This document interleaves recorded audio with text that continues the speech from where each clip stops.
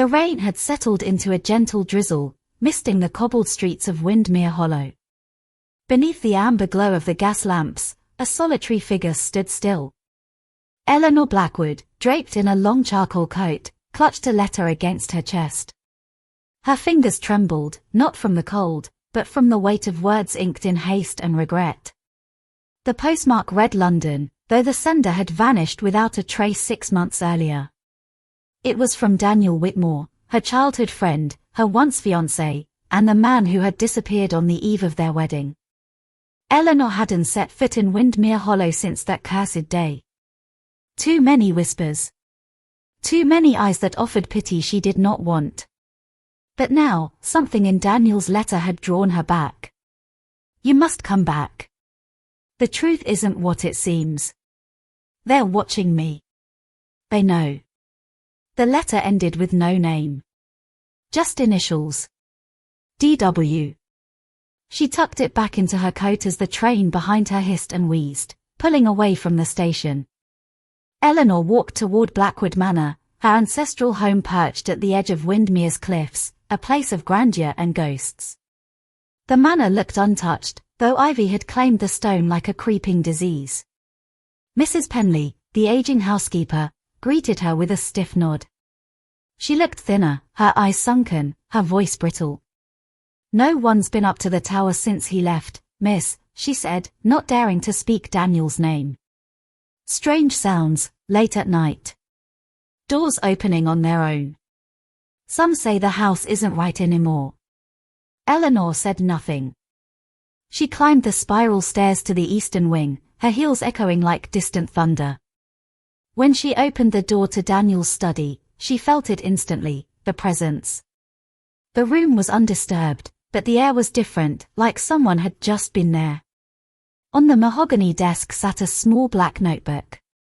No dust. No sign of age. Just her name written across the cover in Daniel's handwriting. She opened it slowly, her breath held tight in her throat. The first page read, "They lied to us, Ellie. About everything. If you're reading this, they've already begun." A shadow moved behind her. She spun around. But the hallway was empty. Only the sound of rain tapping on the windows reminded her that time still moved forward. And something had just begun. The wind howled against the stone walls of Blackwood Manor, carrying with it the faintest echoes of voices that didn't belong. Eleanor stood motionless in Daniel's study, the black notebook still open in her hands. Her name, written in looping ink on the cover, felt more like a warning than a greeting. She turned the page. Begin in the tower. Everything starts there. But do not trust the mirrors. The tower. Her heart gave a quiet stutter. No one had spoken of that place in years, not since her Uncle William had fallen to his death from its highest window. Officially, it was ruled an accident. But Eleanor remembered the screams. The blood. The door to the tower had been bolted shut ever since. Downstairs, she found Mrs. Penley in the kitchen, her thin hands trembling as she poured tea into a chipped porcelain cup. "Miss, forgive me," the old woman whispered, "but you oughtn't go near the tower." "Why?" Eleanor asked, though she already knew the answer. "The house changes you when you're alone with it too long." Eleanor didn't reply. She took the set of rusting iron keys from the hallway drawer, keys that had not been touched in over a decade, and climbed the north staircase, each step heavier than the last. At the end of the corridor stood the door. The tower door. Her hand shook as she pushed the key into the lock.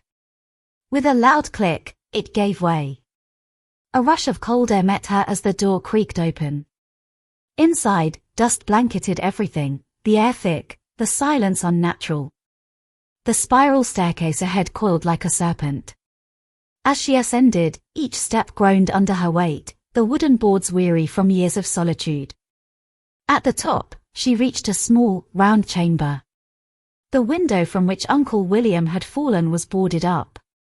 Beneath it stood an antique mirror, tall and cracked, with a dark wooden frame carved in the shape of twisted vines. Daniel's warning rang again in her head. Do not trust the mirrors. She stepped closer. Her reflection stared back, pale and wary. But then it blinked. Eleanor hadn't. She froze. Behind her, in the reflection, a figure stood. A man. She spun around. No one. When she turned back to the mirror, her reflection was alone once more, but now something had changed. On the floor behind her image, scrawled in red across the dusty stone, were 3 words. Find the ledger. Eleanor backed away, heart racing, breath shallow. The room began to pulse, as though the walls themselves were breathing. A whisper, barely audible, brushed past her ear. You're not alone, Ellie. And the door behind her slammed shut. The door rattled but refused to open. Eleanor pounded her fists against the wood, shouting into the silence. Nothing. Only the sound of her own breath and the low creak of the wind beyond the shutters. She turned to face the mirror again, but it had gone dark. Not shattered. Not blank. Dark. Like a veil had fallen across the glass. Eleanor stepped back, her foot catching on something beneath the rug. She crouched, pulled back the heavy fabric, and uncovered a warped floorboard. A nail stuck out crookedly, as though someone had hurriedly jammed it back into place. She pried the board loose. Inside the gap was a leather-bound ledger, wrapped in oilcloth and tied with twine. Dust clung to its cover, but the pages were oddly pristine. She untied it and opened the first page. Her hands trembled. The handwriting was Daniel's. But the date was wrong. It was dated 2 weeks after his death. I saw her again today. In the mirror. She was wearing my face. But her eyes, they weren't mine. Eleanor felt a chill wrap around her spine. She flipped to another page. The mirrors are doors. Not all open both ways. If you're reading this, I'm likely trapped. The next page held a hand-drawn diagram, the layout of Blackwood Manor, but strange, with unfamiliar passages drawn in ink that bled at the edges. A circular mark stood out at the very center of the house, surrounded by symbols she couldn't read. Suddenly, the tower room groaned. The mirror began to vibrate, faintly at first, then louder, like it was resonating with something unseen. Her reflection began to shimmer. And then it moved. But Eleanor didn't. The version of her in the mirror smiled. Slowly. Deliberately. A wicked curve of the lips. It raised a hand and pointed. Not at her. Down.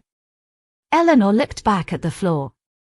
There, where the ledger had been hidden, something else glinted, a sliver of metal embedded deep in the wood. She scraped it free with her nails and found a thin silver key. It was cold. Too cold. She shoved the ledger into her coat and grasped the key, unsure why her pulse quickened the moment she touched it. The air in the room felt thicker now, harder to breathe. The mirror whispered again, the voice layered, as if more than one speaker used the same mouth. Come find me. The door behind her clicked open by itself. Eleanor didn't hesitate. She bolted from the tower, slamming the door shut behind her. She locked it, but the echo of the whisper followed her down the staircase. She didn't sleep that night.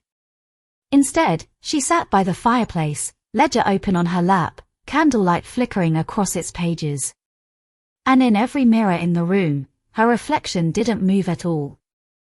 Eleanor barely noticed the morning light as it crept through the curtains. Her eyes were red-rimmed, the pages of Daniel's ledger imprinted in her memory.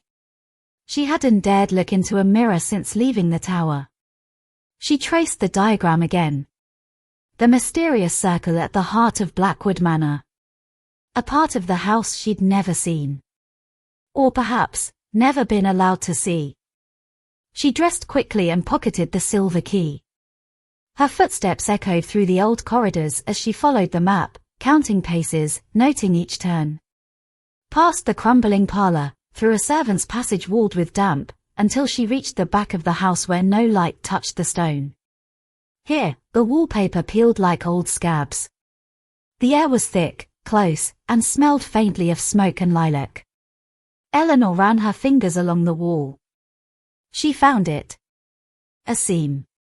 She pressed.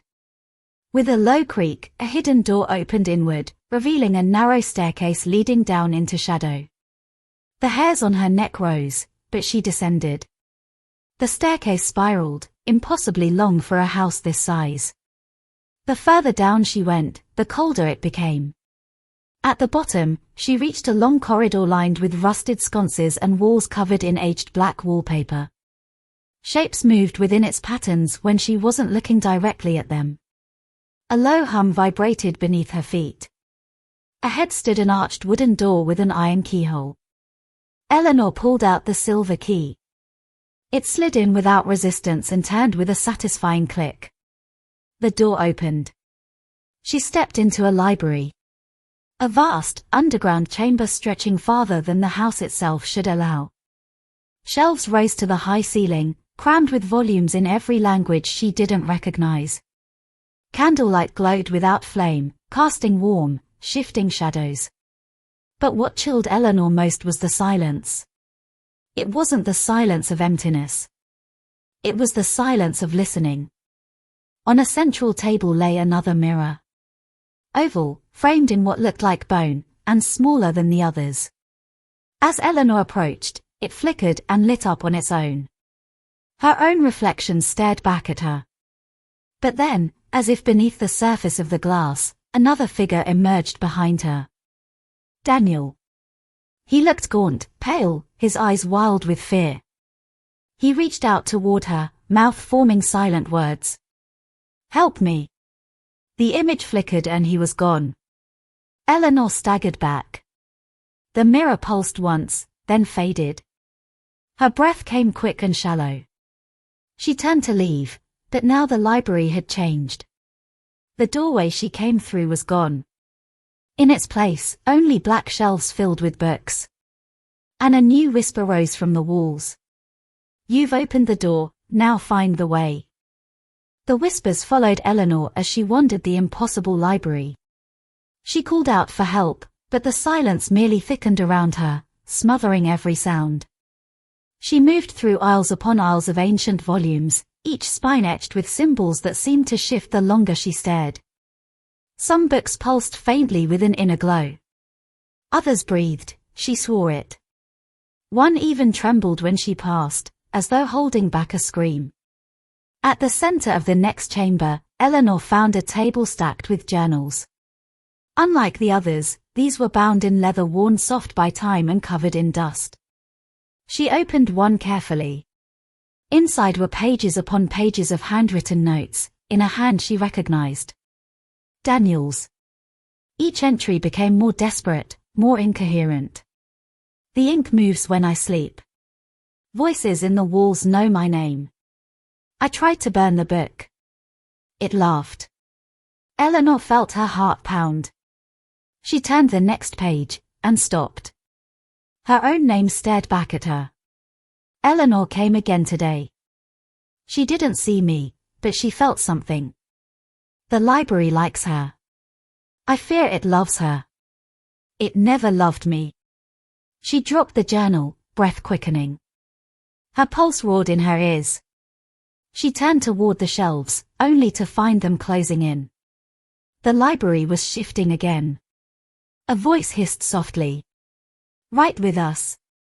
The books on the shelves began opening one by one, their pages fluttering as if caught in a wind that didn't exist. Ink bled out from their words, dripping onto the floor, crawling toward Eleanor's feet like living tendrils. She stumbled back and collided with something behind her. A lectern. Atop it sat a book larger than the rest. Its cover was blank, but its pages opened by themselves to the center. A quill hovered above it, dripping black ink that shimmered with a strange iridescence. The voice came again, now clearer. "Every mirror, every word, every memory, comes from the ink. You must write, Eleanor. Or you will fade." She backed away, shaking her head. But her feet wouldn't move far. From the corners of the room, shadows began to form. Shapes of people, their outlines flickering like candle flames. Some wept. Others stared blankly. One reached out a hand. "Daniel.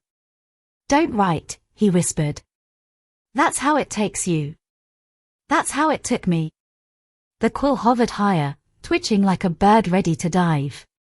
"Right." The ink on the floor surged forward. Eleanor turned and ran. She didn't know where she was going. The rooms twisted, stairs turned in on themselves. She was deep in a place that made no sense, a house that defied physics and time. Only when she burst through a door into another corridor, narrow, claustrophobic, lined with broken mirrors, did the ink stop chasing her. But not the voice. "You've touched the ink, Eleanor." She looked down. Her fingers were stained black. The broken mirrors stretched endlessly, lining the narrow hallway like shattered memories. Eleanor walked slowly, each step crunching on splinters of glass. The silence was unbearable now, dense, like the air itself was listening. Her reflection stared back from every shard. But it wasn't always hers. In one cracked pane, she saw herself older, eyes hollow. In another, her face twisted in fear. One mirror showed her as a child, clutching a book she didn't remember ever owning. And then, Daniel. His face flickered through a mirror at her left. He looked real. Present. She stepped closer. "Daniel," she whispered. His lips moved, but no sound came. His hand pressed against the glass from the other side, eyes pleading. She reached out. Her fingers brushed the surface, and the mirror rippled like water. A cold shock surged through her arm, and the world twisted. In an instant, she was no longer in the hallway. She stood in a room she didn't recognize. Dark, damp. Candles lined the walls, their flames motionless. In the center stood a mirror, perfect, unbroken, and within it, she saw the hallway where she had just been. And she saw herself walking past it. But she wasn't there anymore. A whisper curled around her. "You stepped in." She spun around. A man stood in the shadows. His clothes were dated, his posture stiff. His eyes shimmered with ink. "I was like you once," he said. "Curious. Brave. Foolish." Eleanor backed away. "You don't belong here," she said. He smiled faintly. "Neither did I. But now I'm part of the reflection. Just as you will be." Behind him, the walls began to shift. Mirrors folded open like pages in a book. Each held a person, trapped mid-movement, screaming silently. Some she recognized from Daniel's photos. Others were strangers, hundreds of them. She turned to flee, but the mirror behind her had vanished. Panic surged through her chest. From above, a creaking sound echoed. She looked up. A chandelier made of shattered glass hovered precariously, its edges gleaming like knives. It began to descend, slowly at first, then faster. She ran, heart racing, through a corridor that hadn't been there before. The path narrowed, then widened into a rotunda filled with empty frames. One frame, at the center, held a mirror unlike the others. It was cloudy, its surface pulsing faintly. She approached it. Her reflection wasn't there. Instead, the mirror showed the study in Brighton House. Her study. The desk. The cracked mirror. Her journal. A way back. A chance. The frame trembled as she touched it, the surface rippling. But before she could step through, the man from the mirror appeared beside her. "You can leave," he said. "But something must take your place." Eleanor looked at him. His eyes held centuries of regret. "Daniel," she said softly. The man smiled, sad and knowing. "He chose this fate to save you. You can't undo it." She closed her eyes. The mirror pulsed again. Then she turned and ran in the opposite direction.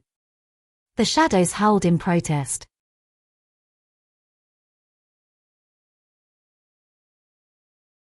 The corridor twisted like a spiral staircase, though there were no steps. Only shifting glass beneath Eleanor's feet, warm to the touch and pulsing like a heartbeat. Every few meters, the walls opened into vast chambers, each one more haunting than the last. In one, a child's laughter echoed though no child was there. In another, raindrops fell upwards, vanishing into a black sky painted across the ceiling. Time bent in this place. Past and future clawed at each other. Eleanor clutched her locket. The sound of Daniel's voice still echoed faintly inside it, a whisper of a whisper. Her compass in this madhouse. The corridor ended in a tall door carved from dark oak. No handle. No keyhole. Just an eye etched at the center, weeping black ink. She touched the eye. It blinked. The door groaned open. The chamber inside was cathedral-like, immense and circular. At its heart stood a dais made of mirrored stone. Floating above it, spinning slowly, was a crystal. A shard of the original mirror, she realized. The source. Its glow pulsed in rhythm with her heartbeat. Beneath it, trapped within glass walls, were people, real, living, frozen mid-motion like insects in amber. Their eyes moved, following her. Some reached out, their hands pressing against the inside. Among them, Daniel. He looked just as she remembered him. Alive. Waiting. Eleanor. The voice came from behind her. The mirror man. But he looked different now, taller, clearer, his presence overwhelming. You've found the heart, he said. It calls to those who carry the memory. Eleanor stepped back. I didn't ask for this. No, he said. But your bloodline did. The mirror chose your family centuries ago. Chose your line to guard it. But Daniel, he tried to change its purpose. She turned to face him fully. He didn't want to guard it. He wanted to destroy it. The man nodded. He failed. Lightning flashed across the chamber ceiling, illuminating carvings on the walls, stories of those who tried before. All lost. All consumed by their reflection. Eleanor clenched her fists. What do you want from me? The man moved to the crystal. Break it, he said simply. And everything changes. This prison ends. But so does Daniel. So do they all. She froze. The glow of the crystal intensified. He turned to her. Or take his place. Let him walk free. Let the mirror keep its guardians. The chamber trembled. Daniel's eyes met hers, calm. He shook his head slowly. No. Her heart shattered. She stepped forward. Then stopped. The crystal flickered. Eleanor looked around. Every person trapped here had someone. A mother. A son. A friend. If she left them, they'd remain lost. If she broke the mirror, she'd lose him forever. Her hand hovered above the crystal. The man's voice grew soft. Choose. Silence engulfed the chamber. And then. A crack. Not from her hand. From the crystal. It had begun to fracture on its own. The mirror resisted her indecision. And now it was breaking. The crystal cracked louder now, its surface webbed with glowing fractures. The entire chamber shook with a sound like thunder beneath the sea. Glass began to rain from above, fragments of the mirrored ceiling shattering, melting before they hit the ground. Eleanor shielded her face, heart racing. The mirror man snarled. You weren't meant to reach this point. His form flickered, growing unstable. His reflection split and twisted in the air like smoke. He lunged for the crystal, but it was too late. The heart of the mirror imploded. Light erupted. Not just light, memory. Sound. Scent. Feeling.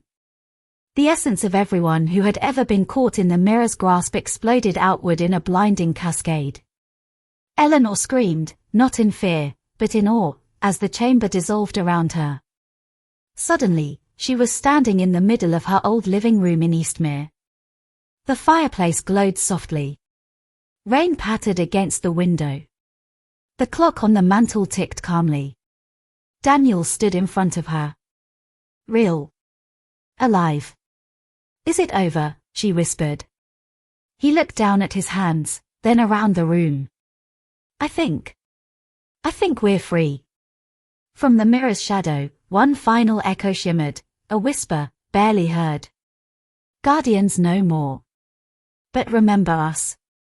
Then silence. The village of Eastmere never spoke of the manor again. In time, the woods grew thicker, reclaiming the stones and gardens.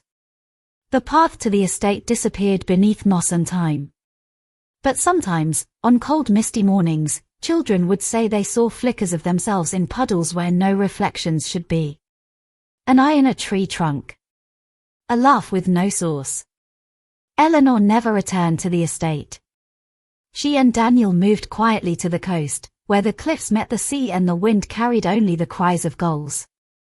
She kept the locket, but never opened it again.